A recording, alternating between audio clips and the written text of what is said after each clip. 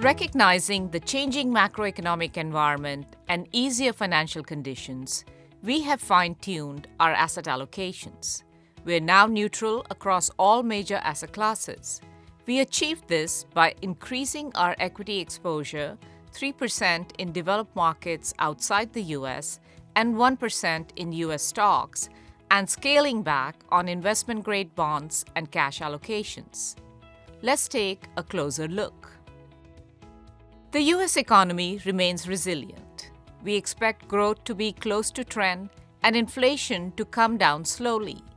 In this environment, the Fed will likely cut rates around the second half of the year. A similar picture is emerging in some of the key developed markets outside of the US. Growth is broadening, and several central banks, such as the European Central Bank, the US Federal Reserve, and the Bank of England, are expected to also cut rates. To be clear, we are not expecting strong growth abroad, but an environment of sluggish yet positive growth. Similarly, Japan is benefiting from continued resiliency of the global economy. Slowdown in Chinese growth remains a source of risk. However, this may be already reflected in the underperformance of their stocks. A combination of easier financial conditions and broadening global growth momentum suggests rising earnings expectations and potentially higher bond yields. Against this backdrop, we are upgrading equities to neutral with no regional preferences. We are modestly underweight core fixed income. We have reduced allocations to cash and investment-grade bonds.